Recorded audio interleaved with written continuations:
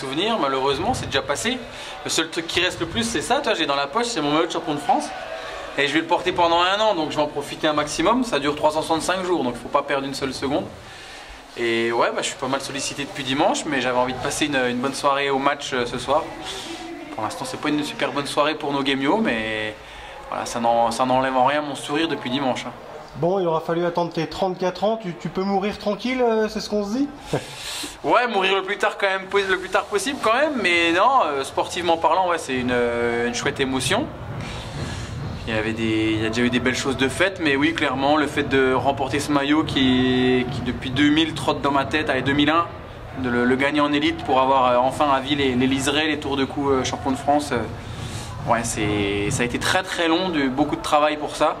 Faut pas l'oublier, hein, parce que souvent on pense qu'à la minute où je lève les bras et aux dernières secondes quand je vais sur le podium la Marseillaise, mais ça fait quand même 13-14 ans que je pédale quasiment tous les jours, sous la pluie, sous la neige, sous le vent, quand il fait 35 degrés, que je fais tout pour.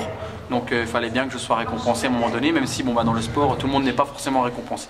Ouais, il y avait une émotion décuplée à l'arrivée, notamment avec tes proches, c'est là que tu as pris l'ampleur un petit peu de ta performance. Ouais, après je connaissais l'enjeu effectivement, mais c'est surtout que voilà, j'ai pas passé un hiver très sympa, on va dire, avec pas mal de péripéties dans ma vie perso, dans la vie du team, enfin dans pas mal de choses. Du coup, j'avais vraiment l'envie de faire un très beau championnat de France. Les gamins la veille étaient très déçus, très frustrés de ne pas avoir apporté de médaille au team, donc c'était à moi de le faire. Ouais, il va falloir regonfler le moral de tout le monde, là, de Nathan Patrois, etc. Ouais, après côté Vosgien, voilà, on a fait, je pense, un championnat de France plutôt correct. Nathan, il a sa place, il n'a pas fait peut-être le top 10 qu'il espérait, mais bon, en junior, le niveau cette année était assez homogène. Et voilà, après, le cyclocross dans les Vosges se porte bien. J'espère donner quelques vocations. Et puis voilà, on espère que dans les années futures, on aura un nouveau Dominique Arnoux, un nouveau Christophe Morgin, et puis maintenant je peux le dire, un nouveau Steve Chenel, parce que des maillots bleu, blanc, rouge côté Vosgien, il n'y en a pas eu 10 000. Hein. C'est une super vitrine pour le team, forcément, ouais. Aux yeux de la France. Ouais, c'est énorme. Après, c'est vrai que je me rends quand même pas trop compte, parce que je suis encore un petit peu dans ma bulle. Et puis j'essaye de pas gérer tout ça, parce que justement, c'est beaucoup de sollicitations. J'ai même pas eu le temps de regarder tous mes messages Facebook, Instagram. On en a fait tellement que j'ai pas eu le temps de tout ouvrir, et le problème c'est que si je commence à ouvrir et que je commence à répondre, il y en a qui vont dire ah, t'as répondu à lui et pas à l'autre, donc faut faire attention un petit peu dans sa com. Mais ouais, non, c'est énorme, c'est une super vitrine, mais voilà, ça change rien. L'objectif c'est de trouver un gros partenaire, un bel investisseur qui veulent bien mettre des ronds, comme on dit dans l'équipe. Parce que voilà, clairement, on est rentré dimanche à 3 h du matin parce qu'il y en a qui bossaient lundi.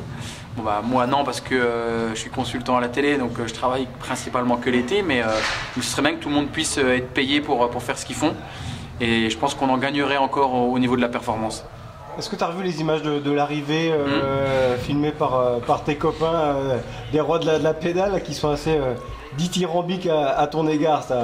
T'as dû kiffer ce moment. Ouais, c'est bizarre que Guillaume il soit aussi chauvin avec moi. Non, je plaisante évidemment, je suis très très très content. C'est énorme, les images. Franchement, la séquence de 2 minutes 40 d'Eurosport, j'ai dû la regarder au moins 20 fois. Parce qu'il y a des moments où je me demande si c'est bien la réalité, et je regarde ça et j'entends Guillaume qui pleure, j'entends Jocelyn Rioux qui a la voix coupée, et puis voilà, c'est juste énorme de se voir sur la ligne d'arrivée, lever les bras, prendre ma fille, mon fils. Non, là, ça au moins, ce qui est bien avec la nouvelle technologie, c'est que si ça s'était passé il y a 20 ans, on n'aurait pas autant de souvenirs télévisuels ou sur nos téléphones, mais là je l'ai en permanence avec moi en fait. Bon, dur retour à la réalité quand même, parce que tu es quand même manager de ton team. Ça va être à Steve Chenel d'aller convaincre les partenaires, ou alors tu as déjà quelques sollicitations là? Ouais, c'est à Steve Chenel parce que c'est moi le mieux placé pour raconter l'histoire, pourquoi on a monté cette équipe il y a 3 saisons. Et oui, clairement, c'est moi qui dois me déplacer, mais là, la patate est chaude, mais je suis obligé d'attendre. Il y a le championnat du monde le 4 février, donc il y a déjà un beau championnat du monde à faire. Et ensuite, au mois de février, je vais quand même souffler un petit peu, partir en vacances avec mes loulous, partir en vacances avec mon petit frère, et profiter un peu de ma famille, profiter un peu de mes proches. Parce que c'est vrai que je suis tellement sollicité, c'est que j'ai pas trop le temps finalement d'être à 100% avec mes gamins. C'est comme là, ils sont avec ma petite sœur. Mais je suis content d'aller parler sur Fansite, d'être avec toi et de faire profiter en tout cas ma joie et mon bonheur.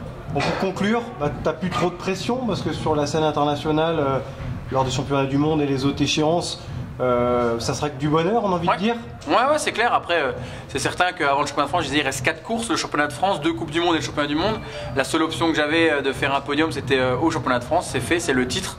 Maintenant, ce serait quand même dommage que ça s'arrête là. Il y a une Coupe du Monde à domicile quasiment à nommer du côté de Montbéliard dimanche. Essayer de faire une belle course, rentrer enfin dans les 10 de cette Coupe du Monde. Et puis le championnat du monde, c'est l'apothéose. On porte les maillots quand même de l'équipe de France. C'est pas n'importe quoi. En tout cas, moi j'y tiens. Je suis un vrai patriote, quelqu'un qui aime son pays et de porter ses couleurs bleu, blanc, rouge en tant que champion et aussi les couleurs bleu, blanc, rouge comme représentant de mon pays.